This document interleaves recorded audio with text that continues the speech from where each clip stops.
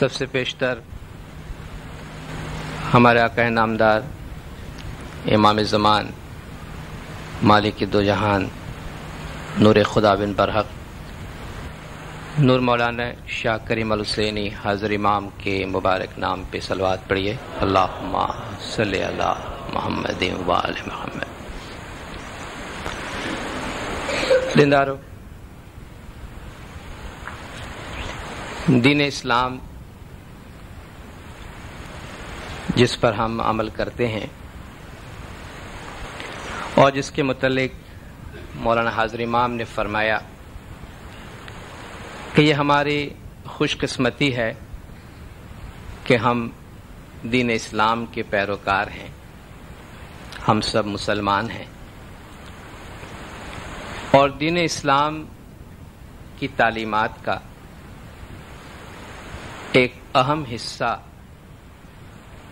جس پہ مولانا حاضر امام بار بار زور دیتے ہیں وہ اس کی ایتھکس ہے۔ ایتھکس سے مراد وہ اخلاقی ضابطے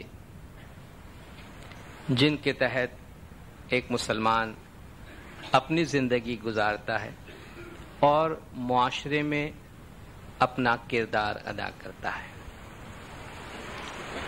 مولانا نے اپنے فرمان میں فرمایا کہ ہم چاہتے ہیں کہ آپ اسلام کے ایتھکس کو اپنی زندگی میں جگہ دیں اور اس کی تعلیمات کے مطابق عمل کریں۔ اس سے مراد یہ ہے، مولانا نے فرمایا کہ آپ ایک دوسرے کے بھائی ہیں، ایک دوسرے کی بہنیں ہیں، آپ ضرورت مند کا خیال کریں، بیمار کا خیال کریں، بزرگوں کا خیال کریں، جو مشکلات میں ہیں آپ ان کا خیال کریں۔ قرآن حکیم میں اللہ تعالیٰ کا فرمان ہے کہ انما المؤمنون اخوہ، مومنین آپس میں بھائی بھائی ہے، اور ان مومنین کی آپس کی جو قربانی ہے، آپس میں جن ایتھکس پہ وہ عمل کرتے ہیں اس کے متعلق خدا نے فرمایا کہ ان کے تعلقات آپس میں ایسے ہیں کہ وہ دوسروں کو اپنے آپ پہ ترجیح دیتے ہیں۔ اگر خود انہیں کسی چیز کی حاجت ہو اور اسی چیز کی ضرورت اپنے کسی بھائی کو ہو تو وہ اپنے بھائی کو اپنے آپ پہ ترجیح دیتے ہیں اور وہ چیز ان کے حوالے کر دیتے ہیں۔ حضور نے فرمایا المسلم اخو المسلم، ایک مسلمان مسلمان کا بھائی ہے۔ من کان فی حاجت اخیہ کان اللہ فی حاجتہ، جو اپنے بھائی کی ضرورت پوری کرتا ہے اللہ اس کی ضرورت پوری کرنے میں لگا ہوتا ہے۔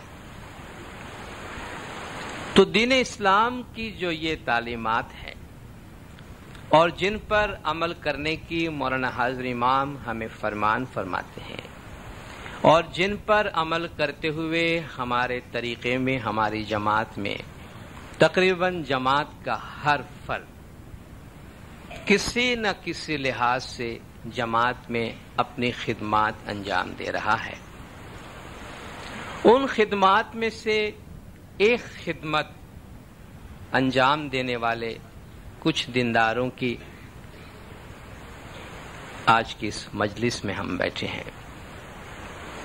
یہ ایک ایسی خدمت ہے خصوصی طور پر جب ہم میت کے حوالے سے خدمت انجام دینے والوں کی بات کرتے ہیں، میت کمیٹی کے ممبران، وہ لوگ جو نہ صرف کسی گھر میں اگر موت واقع ہو جائے تو اس میت کے کفن اور دفن کے کام کاج انجام دیتے ہیں، بلکہ اس کے ساتھ ساتھ مرحوم کے لواحقین کے، ان کے گھر والوں کی تمام ضروریات پوری کرنے میں اپنا کردار ادا کرتے ہیں۔ اور یہ ایک ایسی خدمت ہے، ہم عام طور پر ان خدمتگاروں کی ملاقاتوں میں، ان کی میٹنگز میں بات کرتے رہے ہیں، شاید آج پہلی دفعہ ہم ان کے بارے میں جماعت کے سامنے بات کرتے ہیں۔ ہماری جماعت میں جتنی بھی خدمات انجام دی جاتی، ہر خدمت اپنے اپنی جگہ پر اہم ہے. یہ ایک آرگنائزیشن ہے، ایک مشین ہو، اس کا ہر پرزہ اپنی جگہ پر اہم کام انجام دیتا ہے. مگر بعض کام ایسے ہوتے ہیں جو انسان خوشی سے انجام نہیں دیتا، جس میں کوئی لطف نہیں ہوتا، اس میں بڑی سیکریفائس ہوتی ہے، اس میں بہت قربانی ہوتی ہے. اگر ہمارے سامنے خدمات کے بہت سی چوائس رکھ دی جائے کہ ہاں بھئی آپ کے لیے ہم 3 4 5 گنجائش نکالتے ہیں کہ آپ کو ہم پارٹ پہ کوئی جگہ دے دیتے ہیں، آپ کو کسی ادارے کا چیئرمین یا سیکرٹری بنا دیتے ہیں، یا آپ کو فلان جگہ بٹھا دیتے ہیں، اور آپ کے لیے میت کمیٹی میں بھی گنجائش ہے، تو میں سمجھتا ہوں عام طور پر شاید ہی کوئی شخص یہ چاہے گا کہ اس کا نام پہلے میت کمیٹی میں جائے، سوائے اس کے کہ اس میں ایک سیکریفائس کا، قربانی کا جذبہ ہو. کیونکہ عام طور پر انسانی طبیعت یہ ہے کہ مجھے ایسی جگہ دیں کہ جہاں پہلے تو میں فوکس میں آؤں، لوگوں کو میں نظر آؤں، لوگوں کو پتا چلے کہ میں براجمان ہوں، میں بیٹھا ہوں، اور میری کچھ حکومت بھی چلے، میری کوئی بات بھی چلے، میں لوگوں پہ تھوڑا سا روب بھی جماؤں، تب خدمت کرنے کا، کام کرنے کا تھوڑا مزہ بھی آئے. مگر ایسا کام کہ جو نہ صرف علامتی طور پہ انڈر گراؤنڈ ہوتا ہے بلکہ شاید فزیکلی بھی انڈر گراؤنڈ ہوتا ہے، یعنی جسمانی طور پر بھی وہ نہ صرف علامتی طور پہ خاکسار ہوتے ہیں بلکہ شاید عملی طور پر بھی ان کا تعلق خاک سے بہت زیادہ ہوتا ہے. تو ایسی خدمت انجام دینے والے لوگ جو ہیں وہ بڑے قربانی دینے والے ہوتے ہیں، اور ان کو دل سے سراہا جانا چاہیے، ان کو دل سے مبارکبادی دی جانی چاہیے، اور ان کی خدمت کی قدر ہونی چاہیے. جماعت میں ان کی خدمت کی قدر ہونی چاہیے. شاید ہمیں اس بات کا اندازہ نہ ہو، کیونکہ انسان کو جب ساری فیسلٹیز مل جاتی ہے تو جسے ہم کہتے ہیں ہم فار گرانٹیڈ لیتے ہیں بہت ساری چیزوں کو، کہ ہمیں یہ وراثت میں ملی ہوئی جو چیز ہوتی ہے اس کی شاید انسان کو قدر نہیں ہوتی ہے. جتنی قدر ایک محنت سے کمائی ہوئی دولت کی اس شخص کو ہوتی ہے جس نے محنت سے کمائی ہے، اتنی قدر شاید دولت کی اس شخص کو نہیں ہوگی جس سے وراثت میں ملی ہے. کہ بھئی وہ تو بڑے خاندان میں پیسے والے کے ہاں پیدا ہوا ہے، تو اسے شاید وہ مشقت، وہ تکلیف نہیں معلوم کہ جو دولت جمع کرنے میں اس کے آباء و اجداد نے گزاری ہو، برداشت کی ہو. تو ہماری جماعت میں بہت ساری چیزیں ہمیں وراثتاً ملی ہے، یا بہت ساری چیزیں ہمارے وہم و گمان میں یا ہمارے خیال میں نہ ہو تو وہ ہوتی رہتی ہے جماعت میں، اس لیے شاید ہمیں اس کی قدر یا اس کا احساس نہیں ہوتا ہے. مگر کہتے ہیں تورف الاشیاء بازدادہا، ہر چیز اپنی ضد سے پہچانی جاتی ہے. جب وہ چیز نہیں ہوتی ہے، ہم روشنی میں بیٹھے ہوتے ہیں، اور اگر روشنی متواتر ہمیں ملتی رہے تو شاید اس روشنی کی ہمیں قدر نہ ہو، لیکن اگر روشنی تھوڑی دیر بند ہو جائے تو شاید ہمیں روشنی کا اندازہ ہو کہ روشنی کیا چیز ہے اور روشنی کی کتنی قدر ہے. خاص طور پر میت کے مواقع میں اگر ہم کبھی باہر شریک ہوتے ہیں، باہر کسی کی میت میں جاتے ہیں، یا جب باہر والے ہماری جماعت کے کسی میت میں شامل ہوتے ہیں، تب اس فرق کا اندازہ ہوتا ہے.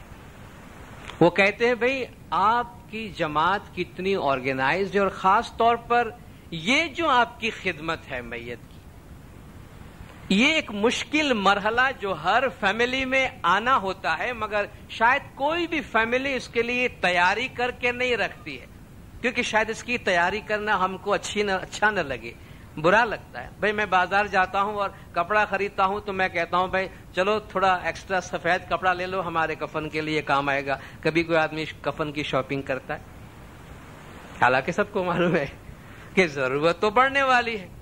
خاص طور پر ایسے معاشرے میں جہاں کوئی اور اس کا بندوبست نہیں کرتا ہے تو گھر والوں کو بعد میں اس کی تکلیف برداشت کرنی پڑتی ہے. تو ہمارے کمیونٹی سے باہر لوگ کہتے ہیں جب ہمارے ہاں میت ہو جاتی ہے تو قبر کی زمین خریدنے سے لے کر مولوی صاحب کو ڈھونڈو، نماز کا انتظام کرو. بھائی قبر کی زمین کہاں ملے گی اور مولوی صاحب اویلیبل ہے یا نہیں ہے، کفن کے کپڑے کا انتظام کرو، سوئی دھاگے تک کا انتظام فیملی والے کو کرنا پڑتا ہے. جبکہ ہمارے ہاں تھوڑی سی تکلیف یہ کرنی پڑتی ہے کہ جس گھر میں یہ واقعہ ہو جائے وہ صرف اپنے جماعت کے مکھی کامڑے صاحبان کو انفارم کر دیتے ہیں کہ یہ واقعہ ہوا ہے، اس کے بعد ان کو کچھ بھی نہیں کرنا پڑتا ہے. سارا کام جو ہے ہمارے یہ دیندار سنبھال لیتے ہیں. اور یہ جب گھر پر ایک آفت یا ایک مشکل مرحلہ گزرتا ہے یا ایک تکلیف کی بات آتی ہے تو یہ لوگ فرشتے بن کے ہمارے گھر پر آتے ہیں اور ہمارے تمام مشکلات وہ اپنے اوپر لے کر، چونکہ اس وقت کسی کو ہوش نہیں ہوتا ہے کہ ہمیں کیا کرنا ہوتا ہے. تو یہ وہ دیندار ہیں ہمارے جماعت کے جو قربانی دے کر یہ خدمت انجام دیتے ہیں. اور آج میں یہ موقع لیتا ہوں کیونکہ کچھ ایسی انفارمیشن ہے، کچھ ایسی اچھی باتیں ہیں جو جماعت کے ساتھ شیئر بھی کرنی چاہیے اور جس کے لیے ان دینداروں کو مبارکباد بھی دینا چاہیے. خاص طور پر رحمانی گارڈن کی جو میت کمیٹی ہے، جو میت کے حوالے سے خدمت انجام دیتے ہیں، ان کو کچھ ایسے اعزاز حاصل ہیں جو کسی اور کو حاصل نہیں ہے کہ وہ پوری کراچی کی جماعت کو بلکہ پورے ملک کی جماعت کو خصوصی خدمات انجام دیتے ہیں. اگر کوئی میت یہاں سے ملک کے باہر بھیجنی ہو یا باہر سے کوئی میت آ جائے تو اس کے لیے اس جماعت کے دینداروں کو، یہاں کے خدمتگاروں کو یاد کیا جاتا ہے. یہاں سے کوئی میت اگر اندرون ملک بھیجنا ہو تو یہاں کے دینداروں کو یاد کیا جاتا ہے کیونکہ ان کی خدمت پہ اتنا اعتماد ہے. ہمارے قریب بہت بڑی جماعت ہے مگر ان کے ہاں بھی کوئی میت کے ہال یا میت کی جو نہلانے کی جو فیسلٹیز ہیں اس کے لیے کوئی جگہ اویلیبل نہیں ہونے کی وجہ سے ہمیں یہاں کتنا سپورٹ اور کتنا سہارا بڑی جماعتوں کو مل جاتا ہے. تو جن دینداروں نے یہ خدمات انجام دی ہے اور دے رہے ہیں اور اس کے ساتھ ساتھ ان کی جو ٹرانسپورٹ کی فیسلٹیز دوسری جماعتوں کے لیے اویلیبل کرتے ہیں، جنہوں نے یہ خدمات انجام دی ہے اور دنیا سے گزر گئے ہیں، مولا ان کی روحوں کو اپنی پناہ میں رکھے اور اپنی رحمت میں رکھے. اور جو لوگ یہ خدمت انجام دیتے ہیں مولا انہیں اور خدمت انجام دینے کی طاقت عطا فرمائے اور ہماری جماعت میں ایسے نوجوان اور مولا پیدا کرے جو ایسی قربانی دینے کے لیے تیار ہو، جو بظاہر ہمیں ایسا لگتا ہو. خود مولا نے اپنے فرمان میں فرمایا، میت کو غسل دینے والے کی ملاقات میں نیروبی میں مولا نے فرمایا کہ شاباش خانہ آباد، تم لوگ بہت اعلیٰ خدمت انجام دیتے ہو مگر تم جو خدمت انجام دیتے ہو اس میں دنیا کا کوئی لطف نہیں ہے. تم جو خدمت انجام دیتے ہو اس میں دنیا کا کوئی لطف نہیں ہے. کہ باقی کوئی بھی کام ہم انجام دیتے ہیں، ابھی میں رستے پہ بھی کھڑا ہوں یا والنٹیئر بھی ہوں یا پارٹ پہ بیٹھا ہوں یا کاؤنسل میں ہوں یا طریقہ بورڈ میں ہوں یا لیکچرار ہوں تو نظر آتا ہے لوگوں کو، لیکن جب میں میت کو نہلاتا ہوں یا میں کفن دیتا ہوں یا دفن کے انتظام کرتا ہوں یا قبر کھودتا ہوں یا جنازہ ٹھیک کرتا ہوں تو کیا مزہ آتا ہے، کیا لطف ہے اس میں؟ کوئی لطف نہیں ہے. شاید بظاہر دیکھنے والے کو لگتا ہے کوئی لطف نہیں ہے مگر بعض خدمت، بعض کام کی اپنی قدر ہوتی ہے، ان کا اپنا مقام ہوتا ہے، ان کی اپنی جگہ ہوتی ہے. مولا نے فرمایا دنیا میں تم کو شاید اس کام کرنے میں کوئی لطف نہ آئے لیکن آخرت میں اس سے تمہارے لیے بہت اچھا ہے. حضور نے اپنے حدیث میں فرمایا ہے کہ جو مسلمان اپنے مسلمان بھائی کو غسل دیتا ہے، اس کے کفن دفن کا انتظام کرتا ہے، اس کے جنازے میں شریک ہوتا ہے، تو جب وہ اس کام سے فارغ ہوتا ہے تو وہ ایسا ہو جاتا ہے کہ اس کے سارے گناہ دھل جاتے ہیں. ان کو سب سے بڑی نوازش اور سب سے بڑی برکت تو یہ حاصل ہوتی ہے کہ یہ موت کو اتنے قریب سے دیکھتے ہیں کہ ان کے دل سے موت کا خوف نکل جاتا ہے. یہ بہت زیادہ آخرت کی زندگی سے قریب ہوتے ہیں. ایک چرچ کا جو بڑا لیڈر ہوتا ہے، پونٹف ہے، وہ ایک دفعہ ایک چرچ کے دورے پہ آیا، تو اس چرچ میں بہت سے لوگ مختلف خدمات انجام دیتے تھے، الگ الگ کام انجام دیتے تھے. تو وہ سب سے ملاقات کرتا رہا، سب کی رائے پوچھتا رہا، بھئی تم کیا کام کرتے ہو، تمہیں کیسا لگتا ہے، تمہیں تمہاری خدمت کیسی لگتی ہے، تمہیں کتنی خوشی حاصل ہوتی ہے. تو ایک عورت وہاں کام کر رہی تھی، اس سے پوچھا کہ بھئی کہو تم کیا کہنا چاہتی. تو اس نے شکایت کی کہ میں یہاں سالوں سے کام کرتی ہوں، خدمت کرتی ہوں، مگر اب میں اس سے بور ہو گئی ہوں. بس مجھ سے ایک ہی کام لیا جاتا ہے، مجھے اس میں کوئی لطف نہیں آتا ہے، مجھے اس میں کوئی پروڈکٹیوٹی کہ یہ کوئی بہت اچھا کام ہے ایسا مجھے نظر نہیں آتا. آپ میرا کام بدل دیجئے، یہ اس کام سے میں اکتا گئی ہوں. تو اس لیڈر نے پادری سے کہا کہ بھئی آپ ہو سکے تو اس کا کام بدل دے، اس کا کام چینج کر دے. تو اس پادری نے کہا کہ اگر آپ کہتے ہیں تو ہم اس کا کام بدل دیتے ہیں، مگر پہلے ہم اس کو یہ بتانا چاہتے ہیں کہ یہ جو کام کرتی وہ کام ہے کیا. ابھی کام تو کچھ بھی نہیں ہے، کپڑا ہے، اس پہ وہ پیلے دھاگے پروئے جا رہی ہے، پیلے کلر کے دھاگے پروتی اور ایک پیلا کلر کا کپڑا بناتے ہیں دھاگا پرو کر، بس یہ اس کا کام تھا. اور اسے ایسا کہ مجھے پتا نہیں یہ کیا کام ہو رہا ہے. اس نے کہا دیکھو یہ پکچر کا بہت ہی چھوٹا سا حصہ اس کو نظر آتا ہے، اس لیے شاید اس کو معلوم نہیں کہ یہ کیا کام انجام دے رہی ہے. میں اس کو ایک دفعہ بتا دوں کہ اس کا کام کیا ہے، اس کے بعد اگر اس کو یہ کام چھوڑنا ہو تو اس کی مرضی ہے.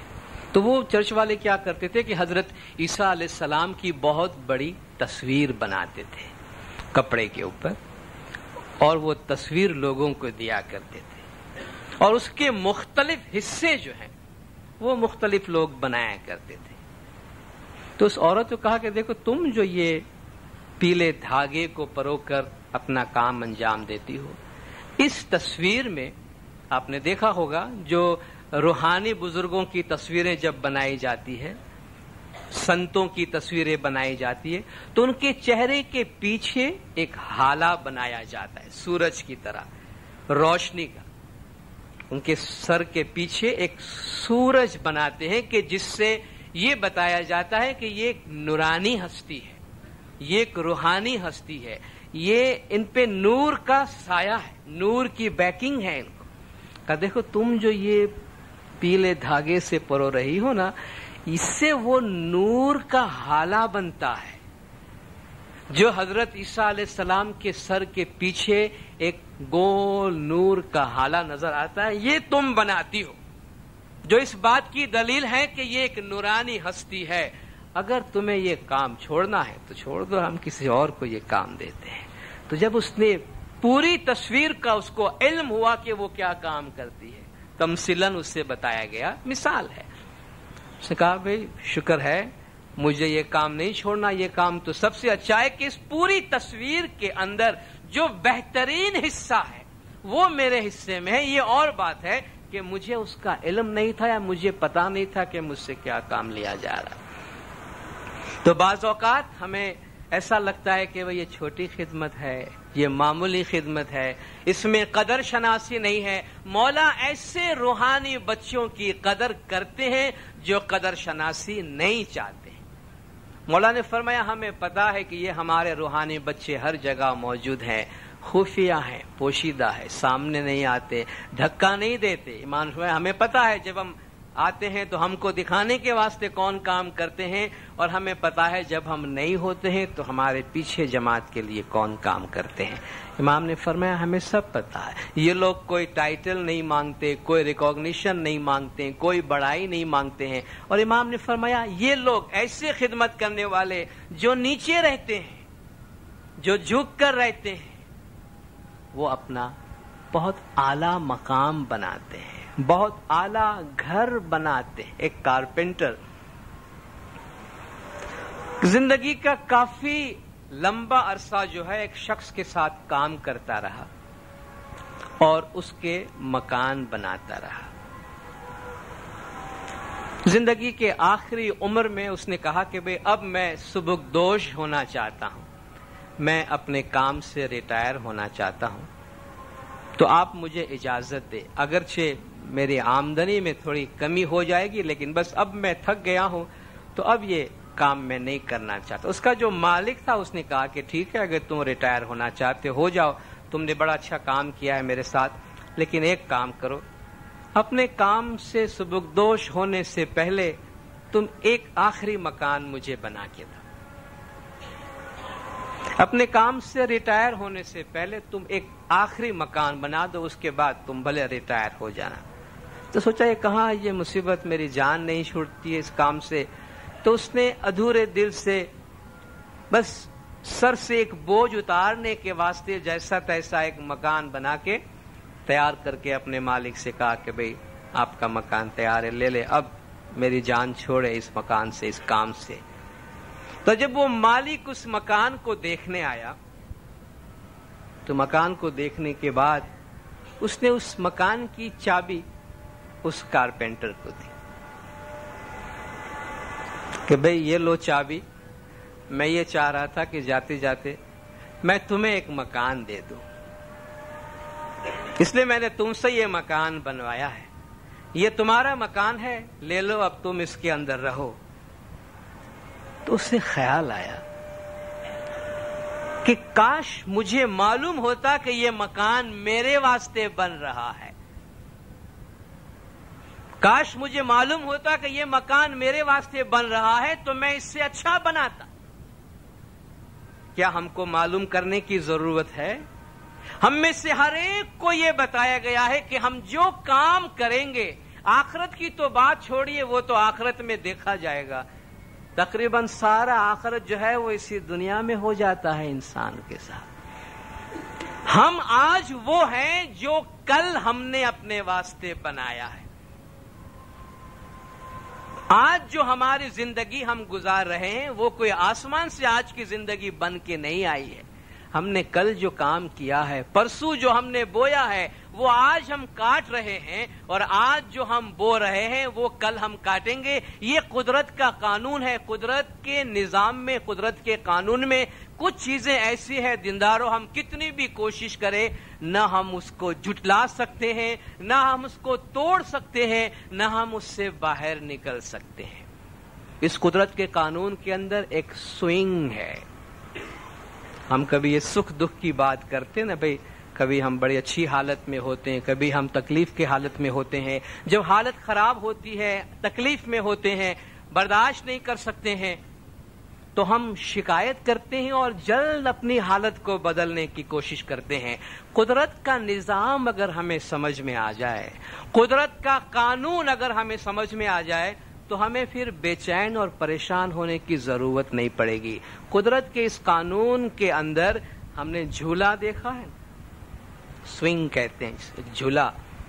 حالات اس طرح سوئنگ ہوتے ہیں، جوار بھاٹا، پانی کا سیلاب آتا ہے اور پھر پانی اتر جاتا ہے۔ آپ نے کائنات میں کسی بھی چیز میں آپ نے یہ دیکھا ہے کہ کوئی بھی چیز ہمیشہ ایک ہی حالت میں اپنی جگہ پر قائم ہے؟ نہیں ہے۔ اگر کوئی چیز دائمی ہے اس کائنات کے اندر تو وہ تبدیلی ہے۔ ہر چیز بدل رہی ہے، ہر چیز بدل رہی ہے۔ دن اس لیے دن ہے کہ رات ہے، اگر رات نہ ہو تو دن کا پتہ نہ چلے۔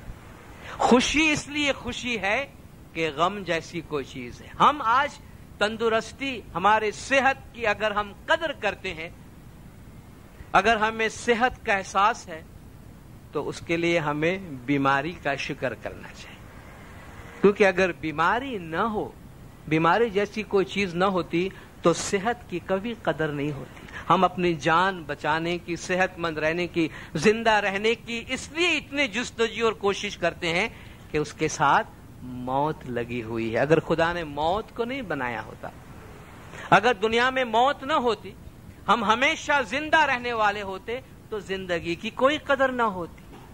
دنیا میں اگر ہر آدمی کے پاس اپنی مرضی کے مطابق دولت ہوتی تو کوئی بھی امیر نہیں ہوتا۔ ہر آدمی کے پاس اپنی مرضی کی دولت ہوتی تو کوئی بھی امیر نہیں ہوتا، کیونکہ امیر کو غریب امیر بناتا ہے۔ غریب ہے جو امیر کو امیر بناتا ہے. اگر غریب ہی نہ ہو تو امیری کس کو کہیں گے آپ؟ کس کو امیری کہیں گے؟ کسی کو نہیں. تو اس کائنات کے اندر ایک نشیب و فراز ہے. اچھی حالت اور بری حالت، خوشحالی اور تنگ حالی، صحت اور بیماری، اور یہ اس طرح چلتی. ایک آدمی ایک ایکسٹریم میں جاتا ہے اچھی حالت کی، پھر وہاں سے اس کی حالت گرنا شروع ہوتی ہے، پھر وہ بری حالت کی طرف جاتا ہے. اور جب بری حالت کی طرف جاتا ہے، خدا نے فرمایا ان مع العسر یسرا ان مع العسر یسرا، بے شک تنگی کے ساتھ راحت ہے، تکلیف کے ساتھ آسانی ہے. ہر چیز ایک دوسرے کے پیچھے آ رہی ہے. لیکن کیا ہوتا ہے، خدا نے قرآن میں بہت اچھی دعا سکھائی ہے، اور یہ دعا یاد بھی رکھنی چاہیے، مانگنی بھی چاہیے، اور اس دعا کے پیچھے جو فلسفی ہے اس کی طاقت سے ڈرنا چاہیے، بہت ڈرنا چاہیے. کیونکہ جب ہمارے پاس کچھ ہوتا ہے تو ہم سمجھتے ہیں یہ ہمارا حق ہے، یہ دائمی طور پر ہمارے ساتھ ہے، یہ ہمیشہ ہمارے ساتھ رہنے والا ہے. کچھ بھی نہیں رہنے والا. پیغمبر کو دعا سکھائے، قل اللہم مالک الملک، کہو کہ اے اللہ تو سلطنت کا مالک ہے. تؤتی الملک من تشاء، جسے تو چاہے سلطنت دے دے. وتنزع الملک ممن تشاء، جس سے تو چاہے حکومت چھین لے. تعز من تشاء، جس سے تو چاہے عزت اور آبرو دے دے. وتذل من تشاء، جس سے تو چاہے ذلیل کر دے. بیدک الخیر، تیرے ہاتھ میں خیر ہے، اچھائی ہے. انک علی کل شیء قدیر، بے شک تو ہر چیز پہ قدرت رکھنے والا ہے. آپ نے دیکھا ہوگا آج کوئی معزز ہے، شہنشاہ ہے، بادشاہ ہے، کل رفتہ رفتہ رفتہ رفتہ نیست و نابود ایسا ہو جاتا ہے کہ اس کا کوئی نام لیوا نہیں ہوتا. مگر وہ ہمیشہ اس حال میں نہیں رہتا. پھر ایک دور آتا ہے، کبھی اس میں زیادہ وقت لگتا ہے، کبھی کم وقت لگتا ہے.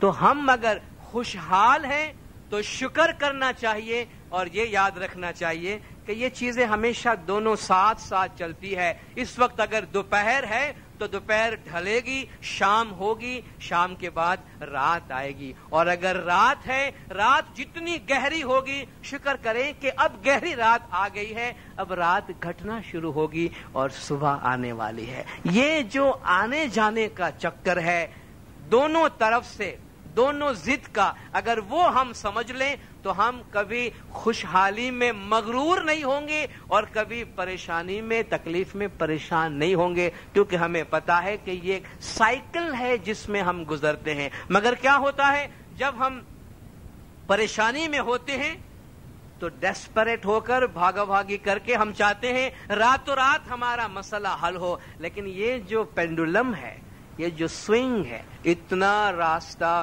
گزر کے وہاں گیا ہے، آپ کے لیے شارٹ کٹ نہیں کرے گا. وہ شارٹ کٹ نہیں کرے گا، آپ کی مرضی کے مطابق نہیں آئے گا. وہ قدرت کے قانون کے مطابق اسی ڈھلان سے پھر گزر کر یہاں آئے گا. تو یہ جو سوئنگ ہے، یہ جو جھولا ہے، ہم اپنی زندگی میں ہمیشہ اس کو دیکھیں گے. یہ جھولا ہم پوری زندگی جھولتے رہتے ہیں، اور اسی سے ہمیں ایک دوسرے کی ضرورت کا اور ایک دوسرے کی وجود کا احساس ہوتا ہے.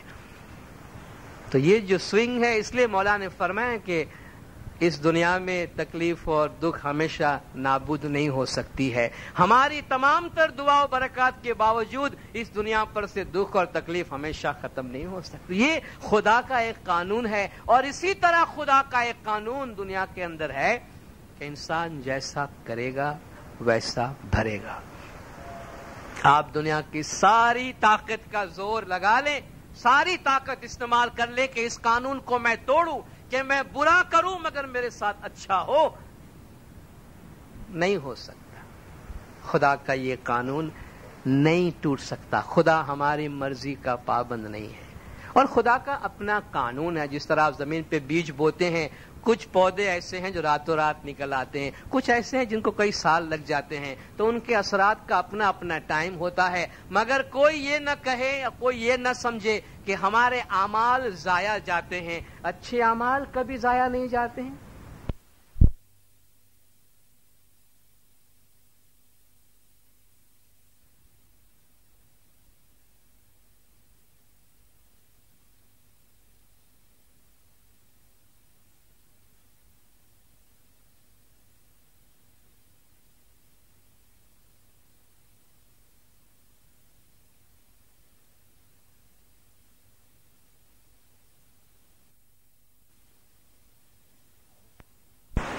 خدا مومنوں کے اجر کو کبھی ضائع نہیں کرتا ہے.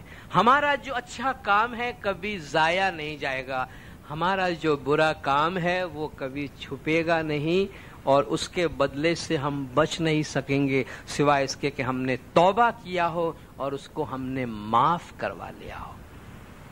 کتنی بھی کوشش کریں اور یہ یاد رکھیں کہ انسان جیسا کرتا ہے قدرت قریب قریب اس کو ویسا ہی بدلا چکاتی ہے. تاکہ خدا فرماتا ہے تم دیکھو گے فَمَن يَعْمَلْ مِثْقَالَ ذَرَّةٍ خَيْرًا يَرَهُ وَمَن يَعْمَلْ مِثْقَالَ ذَرَّةٍ شَرًّا يَرَهُ. جو رائی کے دانے جتنا بھی برا عمل کرے گا، پچھلے واعظ میں نے موت کے تجربات کے حوالے میں بھی اس آیت کا ریفرنس دیا تھا کہ مرنے والے نے کہا کہ ایک جھلک میں ہماری ساری اچھائیاں اور برائیاں ہماری نظروں کے سامنے سے گزر گئی، خدا نے سارا فلیش بیک ہم کو دکھا دیا. اس کا مطلب یہ بھی ہے کہ رائی کے دانے جتنا اچھا کام کرو گے تو اس کا بدلہ تمہارے سامنے آئے گا، اور رائی کے دانے جتنا بھی برا عمل کرو گے تو اس کا بدلہ اپنی نظروں سے دیکھو گے. اگر یہ نہ ہو تو دنیا میں خدا کا انصاف نہ ہوتا، مگر اس میں ٹائم چاہیے، اس میں ٹائم چاہیے. ہم خدا کو ٹائم نہیں دیتے ہیں، ہم خدا کے قانون کو ٹائم نہیں دیتے ہیں. ہم چاہتے ہیں خدا کا قانون ہماری مرضی پہ چلے اور پھر ہم میس کرتے ہیں. جس طرح ایک بچہ کھلونے سے کھیل رہا ہوتا ہے، اس کا کھلونا ٹوٹ جاتا ہے تو اٹھا کے باپ کے پاس ڈیڈی اس کو جلدی سے بنا دو، ٹوٹ گیا ہے کھلونا. تو ڈیڈی کو پتا ہے کہ یہ بننے والا ہے یا نہیں ہے، کیونکہ اس نے کھلونا لے کے دیا، اس کو اس کی قیمت کا بھی پتا ہے اور اس کے اندر کیا ہے کیا نہیں بھی پتا ہے، بچے نے کس طرح توڑا ہے وہ بھی اس کو پتا ہے. تو ڈیڈی شاید بہانہ بھی کرے کہ اس کو بنائے، لیکن بچہ بے صبرا ہوتا ہے. وہ تو سمجھتا ہے ڈیڈی میرا سپر مین ہے، سارا کام مجھے فوراً کر کے دیں گے. لیکن ڈیڈی جب ادھر ادھر ہاتھ پھراتا ہے اور بچہ دیکھتا ہے کہ ڈیڈی سے نہیں ہوتا ہے تو وہ بے صبرا ہوتا ہے. کہتا آپ اتنا ٹائم لگاتے ہیں، لائیے میں خود بناتا ہوں، آپ سے نہیں بنے گا. کیا ایسا کرتا ہے؟ آپ سے نہیں بنے گا، آپ دے میں خود بناتا ہوں. چھین لیتا ہے باپ کے ہاتھ سے.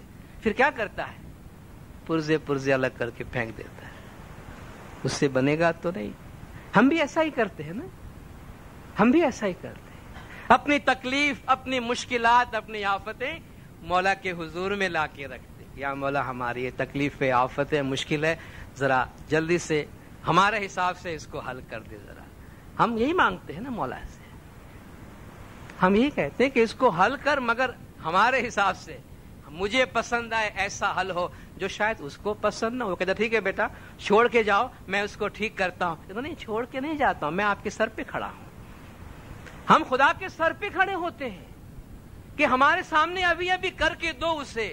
وہ کہتا ہے میں نے قانون بنایا ہے، میں نے قانون بنایا ہے.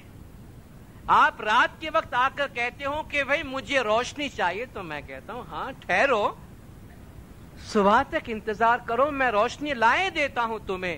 کہتا نہیں ہمیں تو ابھی چاہیے روشنی.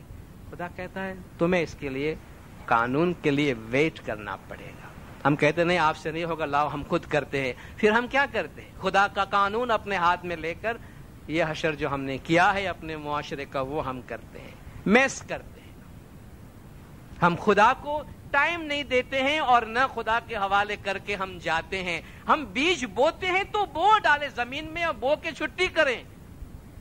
آپ لوگ جو فصل کاشت کرنے والے ہیں معلوم ہے کہ بھئی زمین میں ایک چیز بو دینے کے بعد بار بار کریت کے اس کو دیکھتے نہیں ہے کہ یہ فصل بن رہا ہے کہ نہیں بن رہا ہے. آپ کو پتا ہے اگر بننا ہوگا تو اپنے ٹائم پہ خود باہر نکلے گا. لیکن ہر روز صبح جا کے زمین کھود کے بیج کو چیک نہیں کرتے. ہر روز کھیت میں جا کے زمین کھود کے بیج کو چیک کرتے ہیں کہ یہ بیج پھل رہا ہے کہ نہیں پھل رہا ہے. وہ بیج ضائع ہو جائے گا. تو خدا کے حوالے جب کوئی کام دیتے ہیں تو ہر روز آ کر اس کو پوچھتے نہیں ہے کہ میرا کام کہاں تک پروگریس ہوا میرے کام کا. اس کی ذات پہ اگر یقین ہے، بھروسہ ہے کہ اعمال کا اچھا کا بدلہ اچھا اور برے کا برا ہونا ہے، تو بس اس کے قانون کے ٹائم کا انتظار کریں اور تماشا دیکھتے جائیں. بس دیکھتے جائے، بصیرت مانگے خدا سے اور اس کا قانون دیکھتے جائے دنیا میں. اس لیے دیکھیں جو دانشمند لوگ ہوتے ہیں، جو حکیم لوگ ہوتے ہیں، وہ بڑے صبر والے ہوتے ہیں، کیونکہ شاید ہمیں اور آپ کو جلدی ہو، اس لیے کہ ہمارے پاس ٹائم کم ہوتا ہے، زندگی بہت شارٹ ہے، اور اسی زندگی میں ہم سب کچھ کرنا چاہتے ہیں۔ خدا کے پاس ٹائم کی کمی نہیں ہے، اس کے پاس ٹائم کا کوئی کانسیپٹ نہیں ہے، اس کے پاس وقت کا کوئی کانسیپٹ نہیں ہے، چونکہ وہ تو دائمیت میں ہے، اس لیے وہ ہماری مرضی پہ کام نہیں کرے گا۔ حضور کے زمانے میں جو بہت سے لوگ آپ کے فرمان پر اسلام لے کے آتے تھے، انہیں طرح طرح کی اذیتیں، تکلیف پہنچائی جاتی تھی۔ ایک دفعہ حضور کے زمانے کے بعد جو خلیفہ تھے کچھ، ان کے زمانے میں کچھ لوگوں نے یہ کہا کہ کاش ہم حضور کے زمانے میں پیدا ہوتے۔ آج ہم بھی سمجھ رہے ہیں، کاش ہم اس زمانے میں پیدا ہوتے تو ہم کتنے نصیبدار ہوتے اور کتنے اچھے ہوتے۔ تو جو صحابی اس دور میں ابھی حیات تھے، انہوں نے کہا کہ شکر کرو کہ تم اس زمانے میں پیدا نہیں ہوئے۔ انہوں نے کہا شکر کرو کہ تم اس زمانے میں پیدا نہیں ہوئے، اور تمہیں بغیر کسی امتحان اور بغیر کسی آزمائش کے گزرے تمہیں یہ دین اسلام پیارا سا مل گیا جس پہ تم عمل کر رہے ہو، ورنہ کیا پتا وہ آفت جو تکلیف گزری ہے جن لوگوں پہ، اس میں سے کتنے لوگ ٹھہر پاتے اور کتنے لوگ برداشت کر سکتے۔ اس لیے یہ مت سمجھنا کہ اس دور میں پیدا ہوتے شاید تمہاری حالت اچھی ہوتی۔ تو ان صحابی میں جن کو بہتوں کو تکالیف پہنچائی گئی، عمار ابن یاسر، ان کا خاندان، اور ایک دو اور صحابی تھے، ان میں سے خباب بن ارت ایک صحابی تھے۔ اسلام قبول کرنے کے جرم میں عام طور پر آدمی کو نیکیوں کی سزائیں زیادہ دی جاتی ہے، اچھا کام کرنے کی سزا آپ دیکھتے ہیں زیادہ ملتی ہے کبھی کبھی۔ تو بھائی میں اب دیکھیے، حضور کو اور پیغمبروں کو اور اماموں کو اتنی تکلیف پہنچائی گئی، کوئی تو اٹھ کر کہے کہ وہ کیا برا کر رہے تھے۔ بھائی ہم کبھی شکوہ کرتے ہیں، یا میں یہ اچھا کام کر رہا ہوں، میں اس کو اچھی صلاح دے رہا ہوں، میں لوگوں کا بھلا کر رہا ہوں، یہ میرے پیچھے پڑ گئے۔ ارے بھائی، پیغمبروں نے کس کا کیا بگاڑا تھا؟ اماموں نے کس کا کیا بگاڑا تھا؟ آپ دیکھیں عام طور پر زمانہ انہی لوگوں کے پیچھے پڑ جاتا ہے جو کچھ اچھا کرنا چاہتے ہیں سوسائٹی کے اندر۔ تو وہ خدا کے نام لیوا تھے اور حضور کے فرمان پہ عمل کر کے دین اسلام قبول کرنے والے لوگ تھے، تو طرح طرح کی تکلیف اور اذیتیں پہنچائی گئی۔ خباب بن ارت کو جو اس کی مالکہ تھی، جس نے اس کو خریدا تھا، جس کی یہ مالکہ تھی، یہ اس کا خریدا ہوا غلام تھا، وہ جب اسلام قبول کرنے سے انکار نہیں کرتا تھا تو زمین کے اوپر کوئلہ جلا کر، زمین پہ کوئلہ گرم کر کے اس پہ اس کو لٹایا گیا، اور اس کے سینے پر دوسرے غلام نے آ کر پاؤں رکھ دیا، اور اس کے پیٹھ کے گوشت سے جل کر وہ کوئلہ جو ہے وہ بجھا۔ ایسی تکلیف پہنچائے گی۔ اس کے باوجود بھی اگر وہ اسلام سے انکار نہیں کرتے تھے تو ایک خاص سزا جو خباب بن ارت کو دی جاتی تھی وہ یہ کہ لوہے کی سلاخ گرم کر کے خباب بن ارت کو داغا جاتا تھا، دین قبول کرنے کے لیے اور حضور سے محبت کرنے کی ان کو یہ سزائیں دی جاتی تھی۔ آپ کہیں گے بھئی اس کا ذکر کرنے کا آج کیا مقصد ہے؟ اس کے ذکر کرنے کا مقصد مجھے صرف اعمال کے سزا اور جزا کی بات بتانی ہے اور خدا کا قانون بتانا ہے۔ وقت بدلا، کیونکہ حالات جس طرح میں نے کہا ایک جیسے نہیں رہتے۔ کہاں وہ حضور 23 سال آپ کی نبوت کی زندگی، 23 سال کی نبوت کی زندگی میں کہاں آپ کو قتل کرنے کی سازش کی گئی، کہاں آپ کو جلا وطن کیا گیا، اپنے شہر سے آپ کو نکالا گیا، مگر 10 سال کے اندر اندر آپ فاتح بن کر ان سب پہ قابو پاتے ہوئے پھر اپنے گھر میں، اپنے شہر میں واپس لوٹے ہیں۔ یہ قدرت کا قانون ہے۔ قدرت ہمیشہ ایک جیسا نہیں رکھتا ہے، حالات بدلے، خباب بھی آزاد ہوا، اور انسان کی عمر بڑھتی ہے تو یہ قدرت کا ایک بہت بڑا کرشمہ ہے. جب جوانی میں ہوتے تو ہم سمجھتے ہیں کہ سارے دنیا کو کچا چبا جائیں گے, اتنا ہم اپنے آپ کو طاقتور اور پاورفل سمجھتے ہیں. آگے جا کر خدا فرماتا ہے کہ بھئی بزرگوں کا خیال رکھنا تمہارا فرض ہے. یہ دوسری دفعہ بچہ ہو جاتا ہے انسان, ایک دفعہ پیدا ہوتا ہے تب بچہ ہوتا ہے, دوسرا جب عمر بڑھ جاتی ہے تو پھر بچے کی طرح اس کی سنبھال کرنی پڑتی ہے. اس لیے مولا نے فرمایا بڑی عمر کے لوگوں کا خیال کرنا, دھیان رکھنا یہ بھی تمہارا فرض ہے. ان کو تمہارے توجہ کی, تمہاری شفقت کی ضرورت ہے, کیونکہ وہ ساری توانائیاں ختم ہو جاتی ہے. تو یہ جو ہمارے جسم کے ساتھ بھی یہ سارے خدا کے لین دین کا قصہ جو ہے وہ چلتا رہتا ہے. زمانہ آگے نکلا اور یہ جو اس کی مالکہ تھی اس کو کچھ بیماری آئی, اس کو کچھ دماغ کی بیماری ہوئی. قدرت کس طرح حساب چکاتا ہے لوگوں کا. اس کو جو کچھ بیماری ہوئی دماغ کی, وہ اس کی وجہ سے زور زور سے چلاتی تھی. کتابوں میں لکھتے ہیں کہ وہ کتے کی طرح بھونکا کرتی تھی اور اس کا بہت علاج کروایا گیا, کوئی اس کا علاج نہیں بن پاتا تھا. آخر حکیموں نے کیا دوا تجویز کی اس کے لیے کہ لوہے کی سلاخ گرم کر کے اس کے سر کے نسوں کو داغا جائے, کیونکہ اس کو دماغ کی بیماری ہے. اس کے دماغ کی رگوں کو لوہے کی سلاخ گرم کر کے اس سے داغا جائے. اور یہ کام خباب بن ارد کو سونپا گیا کہ اب اس کی مالکہ کا علاج یہ کرے گا کہ لوہے کی سلاخ گرم کر کے اس کے پیشانی پہ, اس کے سر پہ وہ داغے گا, جس کو ایک زمانے میں وہ لوہے کی سلاخ سے داغا کرتی تھی. آج قدرت نے اس پہ یہ کام رکھا. یہ بالکل صاف ہے. واؤ شو تے وہ لون شو آرے سنسار ماں وण واویا جینے لونیاں تے پھر کہے مجھ نے دکھاڑو. جیسا بوگے ویسا کاٹو گے اور ویسا پاؤ گے. جس نے بوئے بغیر کاٹا ہے یا بوئے بغیر حاصل کیا ہے, پھر کہتے ہیں مجھے بتاؤ. کینا چھورو نے کینا واچھرو, ہرے کینا مائی نے باپ. انت کالے جو جیو نے ایکلو, ہرے ساتھے پن نے پاپ. اپنی چیزیں اپنے ساتھ لے کر جائیں گے. علامہ اقبال کہتے ہیں کہ میں خیالی دنیا میں ایک دفعہ اپنے تخیل میں, اپنے خیال میں میں جنت اور جہنم کی سیر کو نکلا. ایک مثال بیان کرتے ہیں اپنے شعر کے اندر کہ میں فلک کے سیر کو نکلا, اور فلک کا جب میں سیر کر رہا تھا تو ایک اندھیری جگہ پہ میں پہنچا. میں نے پوچھا ٹھنڈی اندھیری سی جگہ کون سی ہے؟ تو مجھ سے کہا گیا جہنم ہے. ارے اندھیری جگہ, ٹھنڈی جگہ, ہم نے تو سنا ہے کہ جہنم میں آگ ہوتی ہے. تو یہ ٹھنڈی سی اور اندھیری جگہ یہ جہنم کیسے ہے؟ انگارے کدھر ہیں, آتش کہاں ہے؟ تو کہا, مجھ سے کہا گیا اہل دنیا جو یہاں آتے ہیں اپنے انگار ساتھ لاتے ہیں. اہل دنیا جو یہاں آتے ہیں اپنے انگار ساتھ لاتے ہیں. یہاں کچھ بھی نہیں ہے, جلنے کا سامان بھی اپنے ساتھ ہی اکٹھا کر کے لے کر آتے ہیں. وہ کیا ہے؟ ہم اپنے ہی اعمال میں جلتے رہتے ہیں.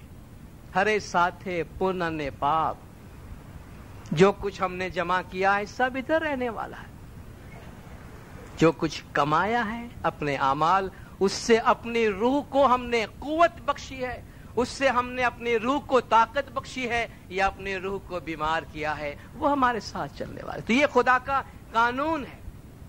اس میں صرف دھیرج کی ضرورت ہے, اور یہ دھیرج ہم کھو بیٹھتے. کبھی کبھی ہم دنیا کی نظروں کو دھوکہ دے دیتے ہیں اور سمجھتے ہیں میں نے زبردست چال چلی ہے اور سب کو میں نے مات کر دیا ہے, کوئی مجھے نہیں پکڑ سکتا ہے. خدا تو فرماتا ہے کہ تمہارے دل کے اندر جو تمہارے ذہن میں چھوٹا سا خیال بھی گزرتا ہے وہ بھی اس کے پاس ریکارڈ ہوتا ہے, اور اس کا بھی تمہیں جزا ملتا ہے یا سزا ملتا ہے. اگر تم نے برا سوچا ہے, شاید سامنے والے کو نہیں معلوم میں نے کیا سوچا ہے, اوپر والے کو معلوم ہے. 1960 میں آج بات سے بات نکلتی ہے، صرف میں اعمال کے حوالے سے بات کرتا ہوں کہ قدرت کا قانون کبھی نہیں ٹوٹتا ہے۔ 1960 میں برطانیہ میں ایک شخص جو اس وقت BOAC ایئر لائن چلتی تھی، آج جو برٹش ایئر ویز ہے، اس وقت British Overseas Airline Corporation BOAC کے نام پہ چلتی تھی، اس کا وہ پائلٹ تھا اور مانچسٹر میں بیس تھا وہ آدمی۔ اس سے کسی لڑکی سے ملاقات ہوئی، اس کی شادی ہوئی، اس کے آپس کے تعلقات کچھ خراب ہوئے، شادی چل نہیں سکی، مگر کچھ عرصے کے بعد اس کی بیوی جو ہے وہ غائب ہو گئی اور لوگوں کو یہ شک تھا کہ اس نے اپنی بیوی کا قتل کیا ہے، مگر اس نے جھٹلایا کہ بھئی میں نے ایسا کچھ بھی نہیں کیا۔ اس کے خلاف کیس بھی چلا مگر کوئی ثبوت نہیں ملا تو کیس خارج ہو گیا۔ 1985 میں جب ہم لندن میں تھے، اس دوران جو یہ اخبارات کے اندر ساری چیزیں آنے لگی 1982-85 کے درمیان، تو اخبار میں اس کا کیس واپس کھلا کہ 25 سال پرانا مرڈر جو ہے وہ کھل کے سامنے آیا ہے، مگر اس میں لکھا کہ قدرت نے کیا کھیل کھیلا ہے سمجھ میں نہیں آتا، ثبوت نہیں ملا مگر اس نے اقرار کیا۔ قدرت کس طرح اپنا کام کرتی ہے۔ اس کے گھر کے آس پاس کچھ کھدائی کے کام شروع ہوئے، اس آدمی کے گھر کے آس پاس جب کھدائی کے کام شروع ہوئے تو کسی عورت کی کھوپڑی ملی، وہاں سے کسی کی کھوپڑی ملی اور سرسری طور پر دیکھنے پر یہ کہا گیا کہ یہ کسی 30 سے 35-40 سال کے درمیان کسی خاتون کی کھوپڑی نظر آتی ہے۔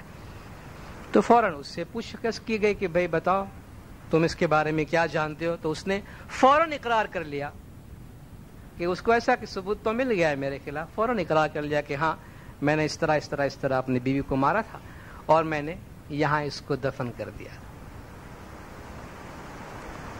اور اس کو سزا بھی ملی۔ مگر جس میں حیرت کی بات یہ ہے کہ دراصل وہ اس کی بیوی کی سر کی اس کی کھوپڑی تھی نہیں۔